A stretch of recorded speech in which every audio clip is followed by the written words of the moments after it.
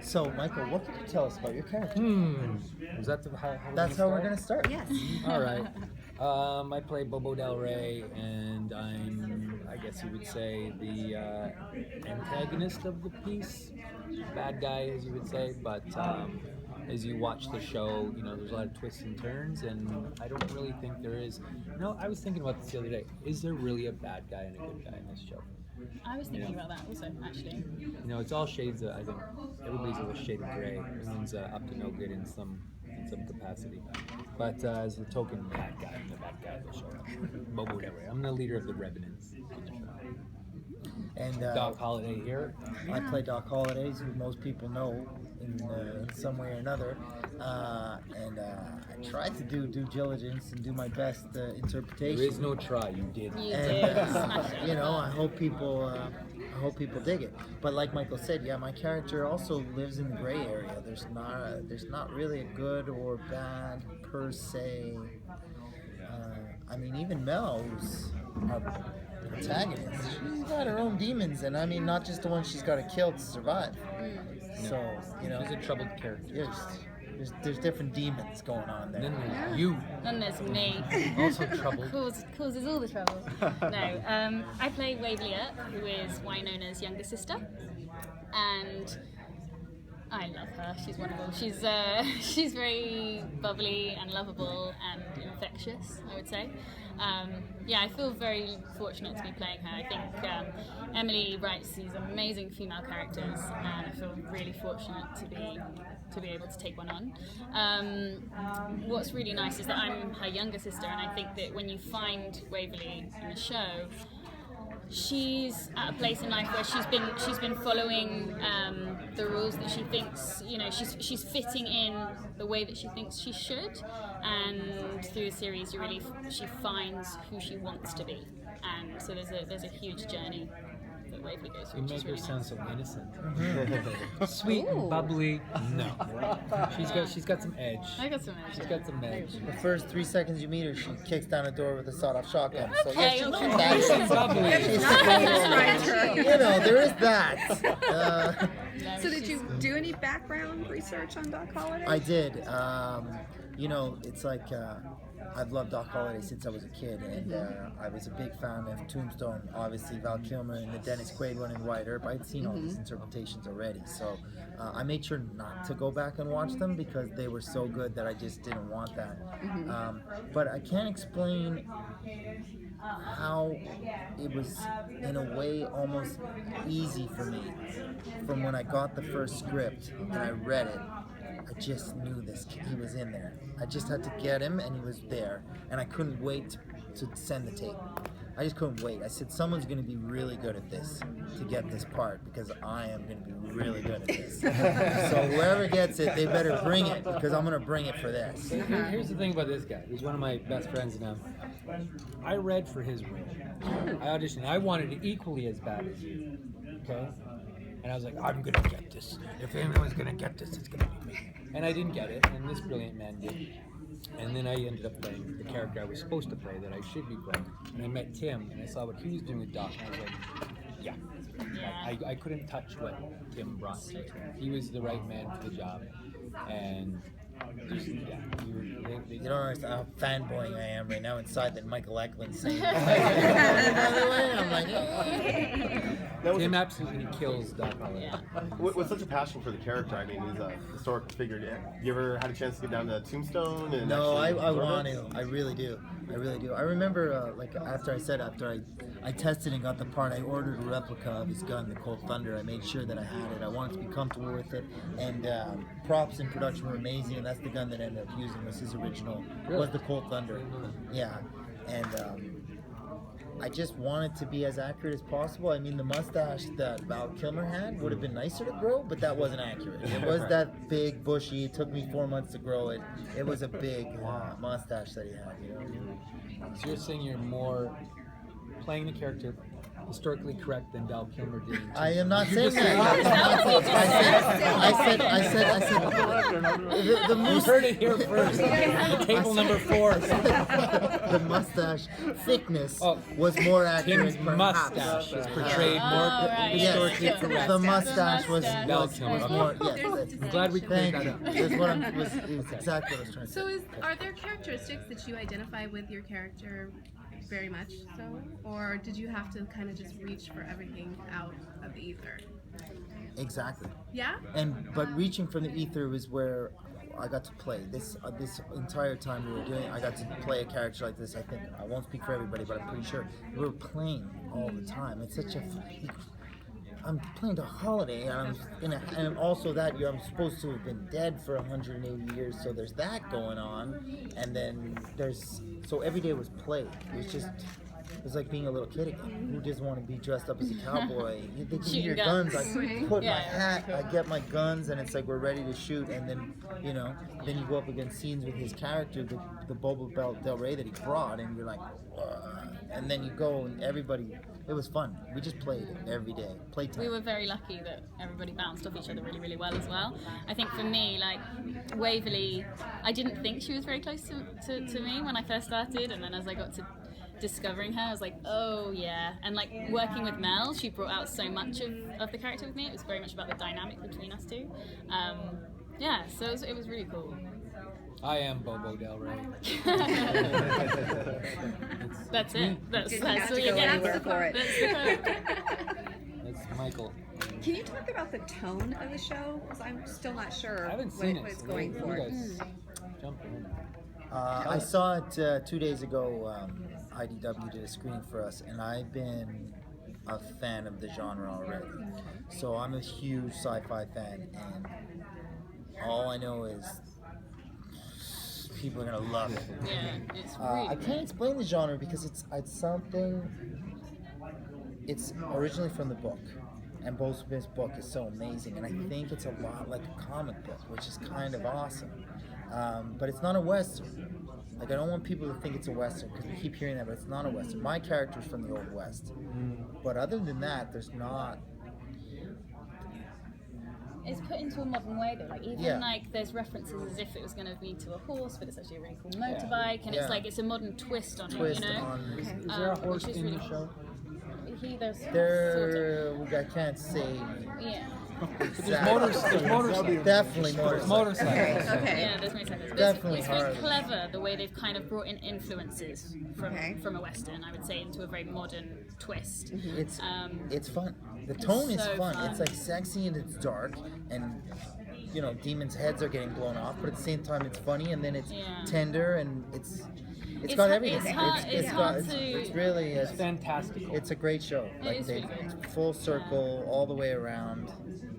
Yeah. It'll be interesting to see what other people think. It's hard to put into a category, I Yeah. think, because the writers and Emily are so good at layering up loads Yeah. of stuff. Like it's sexy. Yeah, it's like there's it's so all much of it. action. There's complex relationships. It's- But we're so lucky really because Bo created something from his heart a long time ago. Then he met Ted Adams at IDW. Then also from his heart had to make the show, and then Emily came on, and it's also they're all coming from their heart. So there's so much of that in the show. They love it so much that it's been cared for in a way that it's almost. But like I can't explain the tone other than that. It's a bunch of people who really love something, putting it out in the world, and I don't know the. I love that explanation. I'm screening it tonight with the rest of us. Yeah. Looking forward to it. So, can you talk a bit about the gunslinging skills of it to become the fastest hands in the West? What kind of training do you guys have to go through? Or is it just you, or everybody has to go through that? Or? we all had gun. We all had gun We training. had gun training. Yeah. Because I practiced the spinning and everything before, because before I got out there, I wanted to be ready already, and then I did, and the first guy was like, no. He's like, that's Hollywood crap. Doc Holly is not spinning his guns. He's the fastest. We're going to get you to be a Stone Cold Killer. And Stone Cold Killers aren't flipping their guns. I mean, there'll be a flip here and there because it looks cool. And people, once in a while, were like, oh, do a little flipsky whipsky. But most of the time, it's not about that. It's literally the speed and accuracy of getting the kill shot in. But to be honest, How many sessions did you have at the gun range? The shooting range? It was the first time I've ever shot a gun. I'm from the UK, had never shot a gun. It was the most exciting day of my life. Mel and I turned up, Yeah, and I and was she like, was shooting the "What?" shotgun. Yeah, and like my character shoots some big guns, like literally, and so I had to look comfortable with it. But yeah, it took a while for me to stop shaking, and get used to it. But yeah, I mean, who doesn't want to run around shooting guns in the middle of amazing fields? Nobody I want to know. And the best is like, if you see me shooting the gun, most likely I'm shooting the gun. And we were normally outside, and we had like, this crew was amazing. So, and the gun guy was amazing, and everything was so, it was awesome. Did you get to test out like a wide variety, or specifically you were going for the replicas? I used pretty much my guns. Okay. Doc had his guns. He might lose his guns at some point of the show. He might not. He might have to, but yeah, I pretty much, those guns were a part of me. They didn't come off much. Everything else comes off, but not those guns. I had a sawn-off shotgun. If anyone knows what that is, it's kind of badass. And I have to shoot just that gun, I think, in the show. But I got to play with all of the guns before, so. Right. But then again, the star of the show is the Peacemaker, which is the gun, right? It's the gun it's the only gun that can kill the Revenants. So without that gun, and we can't touch that. We can't shoot it. Only the true air can, which is Mel. That's the gun. Wyatt Earp's gun. Yeah, Wyatt Earp's gun, the Peacemaker. Well, let's talk a little bit more about the villains then. What can you tell us? I don't have a gun. No gun. I never touched a gun in the whole show. So there you go. There's a bad guy in the show that never even touched a gun. Wow. Yeah, which I thought was very different. Because I've done a lot of bad guys, and the first thing they do is put a gun in your hand. In this show, I never even touched a gun. It makes you so much more evil. It was different because it was more interesting how to portray a bad guy without the power of a weapon. So you didn't have anything to hide behind. You had to be yourself. So I found that interesting, the bad guys. Now, there are guns in the bad guys, but my guy never touches a gun. And he has other people to do it for him. And I think the show is layered with the colors of the show are the villains in the show. Every week there's, it's a procedural show, but also has a common through-line story amongst the family and the Earps and Doc Holliday's character. But every episode there's a villain too that's coming in to do a piece, and so the villains are what colors the show too. They're also we're all connected in ways too, and by the end of it you find out how. But everybody's connected. Everyone's connected in some way or another. So can we expect to see some more of that historical lineage, not just the Earps then? That's a good question. I mean, other than the Earps? Other than the Earps. And Doc Holliday? Well, I mean, holidays. Like Billy the Kid or something like that? Yeah, something, or I mean, even something that may have some sort of bearing, like, I can't remember. How about we sit down next year at this table and answer that question? That's answer enough, I think. Might have an answer for you then. How tough is it to talk about a series that hasn't aired and you can't give away anything, It's but you tricky. want to sell the series? So how tough is that? It's tricky because it would be so lovely to just tell you everything. I think we're so excited about it. We're just we just want you to watch it, and then we go. But yeah, it's also part of the fun, keeping the information back, to make sure that you just. Yeah. If we told you everything, it would take the fun out. Yeah, It absolutely. would spoil. Who wants to see behind the curtain?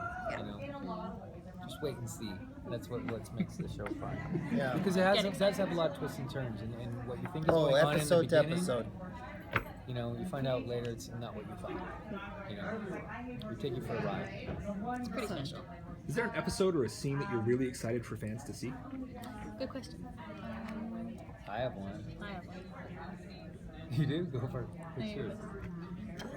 I have lots of scenes. My everything with Doc.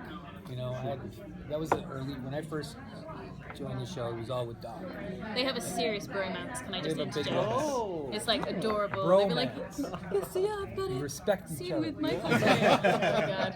I just remember telling Dom and Mel, because I when I first got there and started work too, I worked with Michael first. I didn't work with anybody else first. I did most of my stuff with Michael. And I literally said to them, I said, I don't know what you guys are doing, but you better bring it. because Bobo Del Rey. I mean, what kind of pressure is that? I was like, oh, right. I just remember the first day I shot, even the first day, and that's what I think you're gonna see tonight. Was it's just too cool. In episode 2, Yeah, right? yeah, episode 2. I can't tell you too much what happens, Yeah. but Listen, everyone, and like you said, everyone's connected. I have a something special with Dominique's character too. Like all our characters have relationships and history and stuff that's going on. But to answer your question, I have a scene with. I'm not gonna say too much, but I have a scene with a flamethrower sometime in the show. That's my favorite scene. So jealous. Yeah. That's how. I don't have a gun. I have a flamethrower. and this show's also a lot about revenge and the journey of revenge. And what's cool too is everyone has their own mission, and they're kind of we all have our different missions that we're on, but at the same time they all kind of end up And they evolve in the same so spot. much, Yeah, like and especially for the Earps. It's and we all have to constantly use each other literally. Yeah. No one could be trusted just in this little world. Yeah. No, you're right. And it's a bigger world where we've all kind of used each other to get to our own different goal, and we all have different goals. But would you agree that for some characters the goals are changing? Yeah. So it's really interesting how they've done it. So you think that you're going somewhere, and then it's like actually the characters are reevaluating. Like, are we doing it for the right reasons? And so it's more complex than just like this is the end goal. Let's all go for it and conquer it. It's like, oh, maybe like we're going back to what you were saying before. You know, what makes you a goodie and what makes you a baddie, and by killing people, is that, you know, should we be thinking that we're good baddies, or, you know, it's very interesting the way they've done it. One more question, you guys. How easy was it for you to get that sisterly bond? Oh, instant. Was it? It was like the most bizarre thing in the world. I came over, I did a tape in my bedroom in the UK, like they thought I'd never get a call about it, and then I flew over to Toronto and arrived in the room, and literally they ran the cameras and we were just talking like blah, blah, blah, blah, blah, not even doing the acting. They were like, we don't really need to audition you guys because you've got an instant connection, we're just gonna let you write the script. That was your... Literally, Emily was like, so okay, this is weird, and I was like, yeah, I don't know how this has happened, but Mel and I get on very, very well. We're very lucky to have had each other. Cool. Excellent. Instant chemistry. Thank you. Thank you guys. Thank you.